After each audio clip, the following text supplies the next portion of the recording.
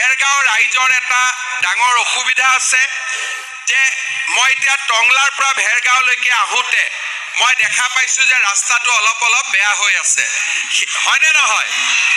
হয়নে? সেইকাৰণে মই বিশ্বজিৎ দৈমাৰীক সুধিছিলোঁ যে একেবাৰে আমি ইয়াৰ পৰা নাওকাটা ওলাব পাৰোঁনে নাই। তেতিয়া স্পীকাৰ ছাৰে মোক ক'লে বেংবাৰীৰ পৰা টংলা, টংলাৰ পৰা ভেৰগাঁও, ভেৰগাঁৱৰ পৰা নাওকটা 35 কিলোমিটাৰ হয়। আৰু এই 35 কিলোমিটাৰ ৰাস্তা মই আজি আপোনালোকক নতুনকৈ ধুনীয়াকৈ নিৰ্মাণ কৰি দিয়াৰ প্ৰতিশ্ৰুতি প্ৰদান কৰিছোঁ। আমি সুন্দৰ কৰি ৰাস্তাটো বনাই দিম।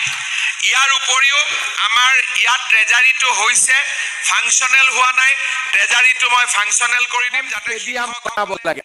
মই ষ্টেডিয়ামখন বনাবৰ কাৰণেও 12 কোটি টকা আজিৰ সভাতে ঘোষণা কৰিছোঁ। সুন্দৰ ষ্টেডিয়াম এখন আমি খাগ্ৰাবাৰীত বনাম। ইয়াৰ উপৰিও আমাৰ খাগ্ৰাবাৰী যি গভৰ্ণমেণ্ট স্কুল আছে সেই স্কুলখনকো আমি নতুনকৈ ভৱন আদি নিৰ্মাণ কৰি 8 কোটি টকাৰে অতি সুন্দৰ স্কুল এখনলৈকে আমি ৰূপান্তৰ কৰিম।